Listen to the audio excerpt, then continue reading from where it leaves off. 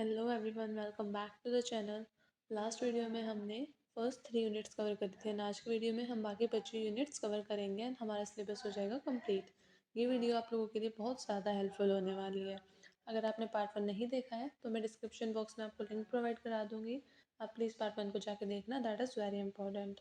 अगर वीडियो अच्छी हेल्पफुल लगे तो वीडियो को लाइक करना एंड चैनल को सब्सक्राइब ज़रूर कर देना ताकि आपसे कोई भी इंपॉर्टेंट अपडेट मिस ना हो। So let's get started with the fourth unit, that is environmental pollution. Pollution क्या होता है? पोल्यूशन होता है हार्मफुल सब्सटेंसेस या फिर एनर्जी का प्रेजेंट होना इन द एनवायरनमेंट जो कि नेगेटिव इम्पैक्ट डालता है on the living organisms and natural systems. Pollution broadly 4 categories में डिवाइड होता है। First one is air pollution, second one is water pollution, third one is soil pollution and fourth one is noise pollution. हम इन सभी के बारे में आगे detail में पढ़ेंगे। सबसे पहले हम पढ़ेंगे एयर पोल्यूशन के बारे में। ये सबसे इंपॉर्टेंट पार्ट है क्योंकि यहाँ से बहुत बार प्रीवियस ईयर क्वेश्चन पेपर में हमने क्वेश्चन देखा है। यहाँ से काफ़ी बार क्वेश्चन बनता है। एयर पोल्यूशन का मतलब होता है कंटामिनेशन ऑफ एयर।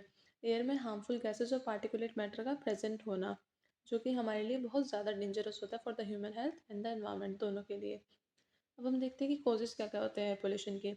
जो मेजर कॉज होता है वो होता है एमिशन फ्रॉम व्हीकल्स। जो व्हीकल्स से दैट इज़ हमारी कार्स या फिर कोई भी हम टू व्हीलर चलाते हैं उससे जो पोल्यूशन हम एमिट करते हैं, जो भी हम उससे धुआं निकालते हैं उसमें होता है carbon dioxide, sulphur monoxide, carbon monoxide. वो हमारे एनवायरनमेंट के लिए बहुत ज़्यादा हार्मफुल होता है और वो एयर को पोल्यूट करता है। इंडस्ट्रीज से जो स्मोक निकलता है, इंडस्ट्रीज से जो पोल्यूशन होता है वो भी इसमें मेजर कॉन्स्टिट्यूएंट होता है। बर्निंग ऑफ फॉसिल फ्यूल, जब हम फॉसिल फ्यूल बर्न करते हैं वो भी एयर पोल्यूशन में कंट्रीब्यूट करता है। एग्रीकल्चरल एक्टिविटीज़, हम देखते हैं कि पराली जला दी जाती है। पराली जलाने से भी पहले वाले बच्चों को पता होगा कि कितना ज़्यादा पोल्यूशन फैलता है। Another one is construction work. जब कंस्ट्रक्शन वर्क होता है हम देखते हैं काफ़ी ज़्यादा धूल उड़ती है, वो भी एयर पोल्यूशन में कंट्रीब्यूट करता है। अब हम देखते हैं कि इसके हार्मफुल इफेक्ट क्या होते हैं। सबसे पहला रेस्पिरेटरी डिजीज़, हमें बहुत सारे रेस्पिरेटरी डिजीज़ होने का खतरा रहता है। दैट इज़ जो हमारे रेस्पिरेटरी सिस्टम से जुड़े हुए हैं वो वाले डिजीज़ होने का हमें खतरा रहता है। Another one is cardiovascular disease.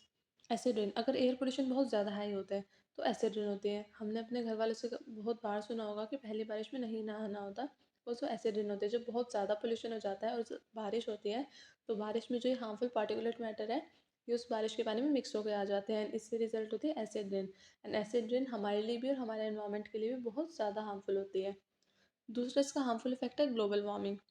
Global warming होने की वजह से हमारे जो अर्थ का टेम्परेचर है वो बहुत ज़्यादा बढ़ता जा रहा है, ग्लेशियर्स मेल्ट होती जा रही हैं। Damage to crops and buildings, हमने देखा होगा जैसे ताजमहल है, वो हमारे हिस्टोरिकल मॉन्यूमेंट है। एयर पोल्यूशन होने की वजह से उसका जो कलर है वो थोड़ा टार्निश हो गया था, वो थोड़ा येलोइश कलर का हो गया था। तो एयर पोल्यूशन हमारे मॉन्यूमेंट्स, हमारे respiratory system, cardiovascular problems, acid rain, ये सारी प्रॉब्लम को जन्म देते हैं। अब हम देखते हैं कि हम एयर पोल्यूशन को कंट्रोल कैसे करते हैं। एयर पोल्यूशन को कंट्रोल करने के लिए हमें क्लीनर फ्यूल्स का यूज़ करना चाहिए। दैट इज़ जो फ्यूल कम पोल्यूशन क्रिएट करे हमें उसका यूज़ करना चाहिए। हमें इलेक्ट्रिक व्हीकल्स का यूज़ करना चाहिए, हमें पब्लिक ट्रांसपोर्ट का यूज़ करना चाहिए, हमें रिन्यूएबल सोर्स ऑफ एनर्जी अपनाना चाहिए, हमें कोल का यूसेज अवॉइड करना चाहिए। स्ट्रिक्ट पोल्यूशन लॉज आने चाहिए, उनको कंट्रोल कराने के लिए भी लॉज आने चाहिए। यहाँ पर आप एक और पॉइंट ऐड कर सकते हो, हमें जो कोल के अंदर सल्फर प्रेजेंट होता है उसे रिमूव करना चाहिए, either from the natural sources और either from the manmade sources. Okay, अब यहाँ पे हम बात करते हैं वाटर पोल्यूशन की।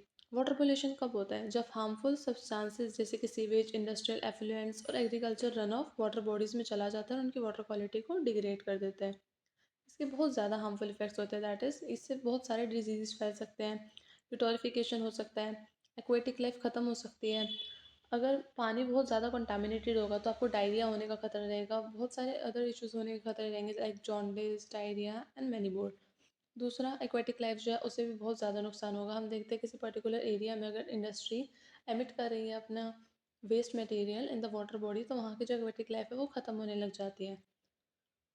कंट्रोल कैसे कर सकते हैं अब इनसे? वेस्ट वाटर ट्रीटमेंट करके, केमिकल्स का यूज़ कम करके, प्रॉपर वेस्ट डिस्पोजल करके। दैट इज़ अगर हम वेस्ट वाटर ट्रीटमेंट करें, अगर गवर्नमेंट बोलती है कि कोई भी फैक्ट्री अपना वेस्ट ऐसे ही बिना ट्रीट करे एमिट नहीं कर सकती वाटर बॉडीज़ में, पहले उसे उसका जो कंटेमिनेशन है उसे कम करना होगा, उसका कॉन्सेंट्रेशन है केमिकल्स का वो कम करना होगा। तो इससे क्या होगा, जो वाटर बॉडीज़ में फैक्ट्रीज़ का पानी जाएगा वो पोल्यूट नहीं करेगा वाटर बॉडीज़ को उतना जितना अब कर रहा है।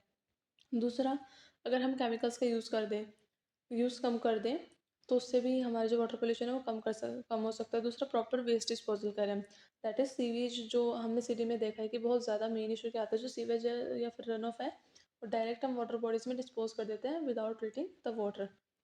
तो इससे भी बहुत बहुत ज़्यादा वाटर पोल्यूशन रहता है। अनदर वन इज़ हमें एग्रीकल्चर एरिया में पेस्टिसाइड एंड जो इंसेक्टिसाइड है उनका यूज़ थोड़ा कम करना चाहिए। क्यों? क्योंकि उनसे जो रन ऑफ आता है वो हमारा वाटर बॉडीज़ में जाकर एक्यूमुलेट हो जाता है एंड वहाँ से उसकी एक्वेटिक लाइफ बहुत ज़्यादा इफेक्ट होती है।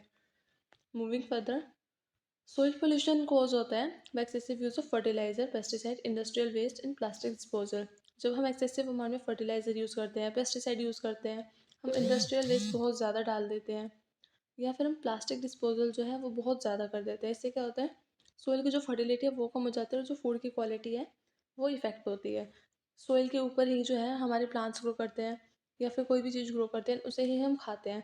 तो इससे जो हमारी फूड की क्वालिटी है वो भी इफ़ेक्ट होगी। क्यों? अगर सोइल में मान लो प्लास्टिक पड़ी है, वो बहुत सारे हार्मफुल केमिकल्स रिलीज़ करेगी। वो हार्मफुल केमिकल्स प्लांट अब्जॉर्ब कर लेगा। क्यों? क्योंकि वो सोइल से न्यूट्रिएंट्स भी तो अब्जॉर्ब कर रहा है, तो ये भी उसके साथ प्लांट्स के अंदर चले जाएंगे एंड इससे जो हमारी फूड क्वालिटी है वो डिग्रेड हो जाएगी और सोइल की फर्टिलिटी भी यहाँ से कम हो जाएगी। Getting my point? अगर आपको कोई भी डाउट आ रहा हो तो आप कमेंट बॉक्स में डाल देना, मैं कमेंट बॉक्स एक्टिवली चेक करती रहती हूँ, मैं उसको सोल्व कर दूँगी। Fifth one is noise pollution. Noise pollution का मतलब होता है एक्सेसिव साउंड लेवल जो कि डिस्टर्ब करते हैं ह्यूमन लाइफ को और हेल्थ प्रॉब्लम्स कॉज करते हैं लाइक स्ट्रेस, हियरिंग लॉस और sleep orders. So in this way हमारी फोर्थ यूनिट यहाँ पर हो गई complete. Now moving to our fourth unit, sorry now moving on fifth unit, that is solid waste management. सबसे पहले हम समझते हैं कि सॉलिड वेस्ट होता क्या है। सॉलिड वेस्ट में आ जाता है हमारा अनवांटेड और डिस्कार्डेड मटेरियल जो कि हमारे हाउस होल्ड, इंडस्ट्रीज, हॉस्पिटल या फिर इंस्टीट्यूशन से जनरेट होते हैं। Improper disposal in solid waste, अगर हम इन सॉलिड वेस्ट का इम्प्रॉपर डिस्पोजल करें तो इससे क्या क्या होता है, एनवायरमेंटल पोल्यूशन होता है और हेल्थ हैज़ार्ड्स होते हैं।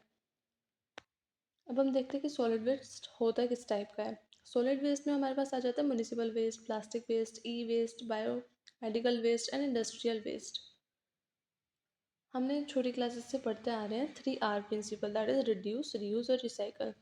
ये बहुत ज़्यादा इंसेंशियल होते हैं इफेक्टिव सॉलिड वेस्ट मैनेजमेंट के लिए। Reducing waste minimises environmental impact. अगर हम वेस्ट को रिड्यूस कर दें, इससे क्या होगा, जो हमारा एनवायरमेंटल इम्पैक्ट है वो बहुत ज़्यादा कम हो जाएगा। Using material conserves resources. अगर हम एक चीज़ को रीयूज़ कर रहे हैं तो हम रिसोर्सेज को कंजर्व कर रहे हैं। क्यों? क्योंकि उस चीज़ को दोबारा बनाने के लिए जो रिसोर्सेज लगते हैं वो अब नहीं लगेंगे एंड हम सेम चीज़ को रीयूज़ कर रहे हैं, तो वो जो रिसोर्सेज हैं वो बच रहे हैं। Recycling converts waste into useful products.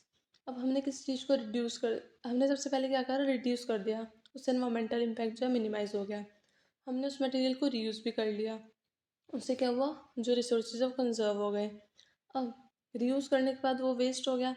अब हम इस वेस्ट को यूज़फुल प्रोडक्ट में कन्वर्ट करते हैं इन द रिसाइकलिंग प्रोसेस और इससे हमारा जो लैंडफिल बर्न है ये कम हो जाता है। ये एग्ज़ाम के पॉइंट ऑफ व्यू से बहुत ज़्यादा इंपॉर्टेंट है, reduce, reuse and recycle. And आप इसे पैराग्राफ के फॉर्म में ही लिख के आना and avoid writing in the form of points. अब हम इम्पोर्टेंस देखते हैं of waste segregation. Waste segregation help करता है एफिशिएंट रिसाइकलिंग में, सेफ डिस्पोजल में एंड हेल्थ रिस्क कम करने में। सो इन दिस में हमने यहाँ पर अपनी फिफ्थ यूनिट भी कंप्लीट कर ली है। अगर आपको डिटेल वीडियो चाहिए तो वो भी आप डिस्क्रिप्शन बॉक्स में जाके देख सकते हो। Six one is biodiversity and conservation. Six unit पर अब हम मूव कर रहे हैं। सबसे पहले हम समझते हैं कि बायोडाइवर्सिटी होती क्या है। बायोडाइवर्सिटी का मतलब होता है वैरायटी ऑफ लाइफ फॉर्म्स जो कि अर्थ पर हैं at genetic, species and ecosystem levels. ये ज़रूरी होती है for ecological stability, food security and human survival. Ecological stability, food security और ह्यूमन सर्वाइवल के लिए बायोडाइवर्सिटी बहुत ज़्यादा नेसेसरी है। ओके, अब थ्रेट्स क्या क्या हैं बायोडाइवर्सिटी के लिए। जो मेजर थ्रेट है उसमें हमारे पास आ जाता है हैबिटेट डिस्ट्रक्शन। हम किसी भी बायोडाइवर्सिटी की हम हैबिटेट डिस्ट्रक्शन जब करते हैं तो उसके लिए बहुत ज़्यादा बड़ी थ्रेट बन जाती है। Pollution, climate change, over exploitation and invasive species. हम इसका एग्जांपल देखते हैं। ग्रेट इंडियन बस्टर्ड एक क्रिटिकली एंडेंजर्ड एनिमल है, ये हम सबको पता है। ये स्पीसीज इंडिया के ग्रासलैंड्स में पाई जाती है, but due to habitat loss, hunting and power lines, इसको जो सर्वाइवल है वो मेजर थ्रेट बन चुका है, ये अब ख़त्म होती जा रही है, एक एंडेंजर्ड स्पीसीज है। Now another one is medicinal plants. जो मेडिसिनल प्लांट्स होते हैं उनके अंदर बायो एक्टिव कंपाउंड्स होते हैं जो कि यूज़ किए जाते हैं in traditional and modern medicine. ये इंपॉर्टेंट रोल प्ले करते हैं in health care system and pharmaceutical. इनको भी हम ज़्यादा अमाउंट में यूज़ करते जा रहे हैं, तो इनके लिए ये थ्रेट बनती जा रही है। क्यों? क्योंकि हम इनको ओवर एक्सप्लॉइट कर रहे हैं। Okay, now moving further, environmental movements and environmental governance. ये पार्ट सबसे ज़्यादा इंपॉर्टेंट है, क्योंकि यहाँ से क्वेश्चन बनता ही बनता है आपके एग्जाम में। तो इस पार्ट को आप सबसे अच्छे से कवर करके जाना। Okay, environmental movements collective efforts होते हैं लोगों के द्वारा to protect the environmental degradation. Environment को डिग्रेड होने से बचाने के लिए जब लोग एक साथ आकर कदम उठाते हैं तो उसे हम बोलते हैं एनवायरमेंटल मूवमेंट। इससे प्रमोट करते हैं कंजर्वेशन और sustainable use of natural resources. ये मूवमेंट तब होते हैं जब कोई कम्युनिटी थ्रेट फेस करती है अपने इन्वायरमेंट को लेकर, लाइवलीहुड को लेकर और हेल्थ को लेकर। अगर हम डिफोरेस्टेशन करते हैं, माइनिंग करते हैं, पोल्यूशन करते हैं, या फिर कोई ऐसा डेवलपमेंट प्रोजेक्ट ले आते हैं जिनसे इन कम्युनिटीज़ को बहुत ज़्यादा इम्पैक्ट पड़े, तो ये कम्युनिटीज़ एक साथ आती हैं एंड अपने इन्वायरमेंट को बचाने के लिए स्टेप उठाती हैं। ये इन्वायरमेंटल मूवमेंट बहुत ज़्यादा इंपॉर्टेंट रोल प्ले करते हैं अवेयरनेस क्रिएट करने में एंड गवर्नमेंट पॉलिसीज़ को इन्फ्लुएंस करने में। ये पब्लिक पार्टिसिपेशन को भी एनहेंस या फिर एनकरेज करते हैं। इसका हमने चिपकू मूवमेंट के बारे में पहले भी पढ़ा हुआ है। इन 8th तो 9th क्लासेस हमने चिपकू मूवमेंट को अच्छे से पढ़ा हुआ है। चिपकू मूवमेंट बहुत ज़्यादा इंपॉर्टेंट एनवायरमेंटल मूवमेंट था इंडिया के अंदर। ये 1970 में स्टार्ट हुआ था हिमालय रीजन के अंदर, उत्तराखंड में। और ये मूवमेंट विलेजर, स्पेशली वुमेन, उनके लिए बहुत ज़्यादा इंपॉर्टेंट था। इन्होंने क्या किया था, इन्होंने ट्रीज़ को हक कर लिया था ताकि जो कॉन्ट्रैक्टर्स हैं वो उन्हें काट ना पाए। और ये मूवमेंट एम्फोसाइज करता है क्लोज रिलेशनशिप जो कि फॉरेस्ट और लोकल कम्युनिटीज़ के बीच में प्रेजेंट होता है।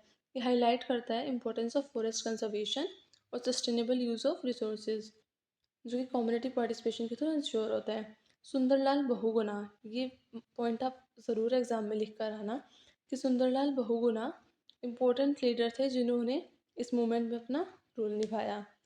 और जो भी आप एक बात ध्यान रखना, जो भी पॉइंट्स आपको लगे कि ये इंपॉर्टेंट है तो मेक श्योर कि आप उसे एग्जाम में अंडरलाइन करके आओ। कुछ अगर आप कीवर्ड अंडरलाइन करके आते हो तो एग्जामिनर के ऊपर अच्छा इंप्रेशन पड़ता है। Okay, now moving further, role of environmental movements in environmental protection. जो एनवायरमेंटल मूवमेंट्स होते हैं कंट्रीब्यूट करते हैं एनवायरमेंट प्रोटेक्शन में, पब्लिक अवेयरनेस रेज करके एनवायरमेंटल इश्यूज़ के लिए और उनके कॉन्सिक्वेंसेस के बारे में बता के। ये प्रेशराइज करते हैं गवर्नमेंट को ऐसी पॉलिसी फ्रेम करने के लिए या फिर ऐसे एनवायरमेंटल लॉज लाने के लिए जो कि एनवायरमेंट को प्रोटेक्ट करे। ये मूवमेंट सस्टेनेबल प्रैक्टिसेस और कंजर्वेशन को इंश्योर करते हैं नेचुरल रिसोर्सेज के। और इसका रिजल्ट क्या होता है, एनवायरमेंटल मूवमेंट्स जो हैं वो ऐसी पॉलिसी बनाते हैं जिससे हमारा इकोसिस्टम जो है वो प्रोटेक्टेड रहे। एनवायरमेंटल गवर्नेंस का मतलब क्या होता है, ऐसे लॉज, इंस्टीट्यूशन या पॉलिसीज या फिर प्रैक्टिसेस जो कि रेगुलेट करते हैं ह्यूमन इंटरेक्शन को एनवायरनमेंट के साथ। इसमें माने आ जाते हैं environmental laws, regulatory bodies, international agreements जो कि प्रोटेक्ट करते हैं एनवायरनमेंट को। इफेक्टिव एनवायरमेंटल गवर्नेंस इंश्योर करता है कि जो सस्टेनेबल डेवलपमेंट है वो हो, पोल्यूशन कंट्रोल्ड रहे और बायोडाइवर्सिटी कंजर्व रहे। पब्लिक पार्टिसिपेशन और ट्रांसपेरेंसी की एलिमेंट्स है गुड एनवायरमेंटल गवर्नेंस के। Now moving further, that is sustainable development. मैं आपको फिर याद दिला दूँ कि आप चिपकू मूवमेंट को अच्छे से करके जाना, बिकॉज ये बहुत ज़्यादा इंपॉर्टेंट रोल प्ले करेगा। ओके, चिपकू मूवमेंट 1970 में स्टार्ट हुआ था the parts of Uttarakhand and Sundarlal Bahuguna ने यहाँ पे अपना प्रोमिनेंट रोल निभाया था। तरुण भारत संघ and national Solar mission movements जो हैं बहुत ज़्यादा इंपॉर्टेंट है, बिकॉज इनसे प्रीवियस ईयर क्वेश्चन पेपर्स में डायरेक्ट क्वेश्चन आए हुए हैं। जो तरुण भारत संघ मूवमेंट है, कम्युनिटी बेस्ड एनवायरमेंटल मूवमेंट है जो कि राजस्थान में स्टार्ट हुआ था in the 1980s। Rajendra Singh की लीडरशिप के अंडर ये प्रोग्राम स्टार्ट हुआ था एंड राजेंद्र सिंह को हम पॉपुलरली वाटरमैन ऑफ इंडिया भी बोलते हैं। ये मूवमेंट फोकस करता है वाटर कंजर्वेशन के ऊपर और ट्रेडिशनल वाटर हार्वेस्टिंग सिस्टम्स के रिवाइवल के ऊपर। राजस्थान जो है वो, वहाँ पर बहुत सारे ड्रॉट प्रोन एरियाज होते हैं एंड ये जो मूवमेंट है ये उन्हीं के लिए काम करता है। तरुण भारत संघ मूवमेंट का मेन ऑब्जेक्टिव था to address the problem of water scarcity. जो वाटर लेवल है, that is ground water level जो है वो डिक्लाइन करता जा रहा था एंड डिजर्टिफिकेशन होता जा रहा है।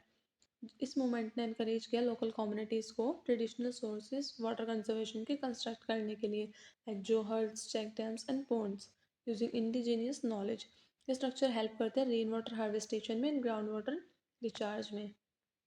एज अ रिजल्ट क्या हुआ, इस मूवमेंट के रिजल्ट क्या आया, जो ड्राइड रिवर्स थी वो रिवाइव हो गई, एग्रीकल्चर प्रोडक्टिविटी बढ़ गई, रूरल लिवलीहुड्स जो थे वो इम्प्रूव हो गए, और तरण भारत संघ मूवमेंट डिमोन्स्ट्रेट करते हैं इंपॉर्टेंस को कि कम्युनिटी पार्टिसिपेशन, ट्रेडिशनल नॉलेज और सस्टेनेबल वाटर मैनेजमेंट कितना इंपॉर्टेंट होता है एनवायरनमेंट की कंजर्वेशन के लिए। Now moving further, national Solar mission. National Solar mission को हम Jawaharlal Nehru National Solar mission भी बोलते हैं। जो नेशनल सोलर सोलर मिशन है, इसको हम JNNSM भी बोलते हैं, that is Jawaharlal Nehru National Solar Mission. ये लॉन्च हुआ था in the year 2010 as a part of National Action Plan on Climate Change, that is NAPCC। इसका मेन एम था, इसका मेन मिशन क्या था, to promote the use of solar energy के use को प्रमोट करना एंड इंडिया की dependence को कम करना on the usage of fossil fuels. ये मिशन फोकस करता है on increasing solar power capacity through solar parks, rooftop solar system and off grid solar applications. Clean और रिन्यूएबल एनर्जी को प्रमोट करके इस मिशन का एम है इंडिया का transition towards a low carbon and environmentally sustainable future. Now moving on to the next unit. So this is our last unit, that is unit number 8, sustainable development, climate change and renewable energy। सबसे पहले हम समझते हैं कि sustainable development होता क्या है। Sustainable development का मतलब डेवलपमेंट करना प्रेजेंट जनरेशन का without compromising the ability of future generation to meet their own needs. हम प्रेजेंट जनरेशन का डेवलपमेंट इस वे में करें कि फ्यूचर की जो आने वाली जनरेशन है उनके लिए रिसोर्सेज ख़त्म ना हो जाए। ये फोकस करता है balancing economic growth, environmental protection और social wellbeing. Sustainable development encourage करता है नेचुरल रिसोर्सेज का एफिशिएंट यूज़, पोल्यूशन का reduction and protection of ecosystem, ताकि जो लॉन्ग टर्म एनवायरमेंटल सस्टेनेबिलिटी है वो बनी रह सके। Moving on to climate change. Climate change का मतलब है long term changes temperature, rainfall patterns और दूसरे क्लाइमेटिक कंडीशन के अंदर ऑफ द अर्थ। ये मेनली होता है ग्रीन हाउस गैसेस के बढ़ने से, लाइक कार्बन डाइऑक्साइड बहुत ज़्यादा बढ़ जाते हैं, मीथेन, नाइट्रस ऑक्साइड, ये सारी जो गैसेस है ये बढ़ती है ह्यूमन एक्टिविटीज़ की वजह से, like burning of fossil fuels, deforestation and industrialisation. Climate change जो है वो सीरियस थ्रेट पोजेस करता है on ecosystem, human health and global development. अब हम इम्पैक्ट देखते हैं क्लाइमेट चेंज के। क्लाइमेट चेंज से जो ग्लोबल टेम्परेचर्स हैं वो बहुत ज़्यादा बढ़ गए हैं। ग्लेशियर्स जो है वो हमारी मेल्ट होती जा रही है। ग्लेशियर मेल्ट होने की वजह से जो सी लेवल है वो बढ़ता जा रहा है। जो फ्रिक्वेंसी है एक्सट्रीम वेदर की वो बहुत ज़्यादा बढ़ गई है, जैसे कि फ्लड्स, ड्रॉट्स, हीट वेव्स, ये आज के टाइम में बहुत ज़्यादा बढ़ चुके हैं ड्यू टू क्लाइमेट चेंजेस।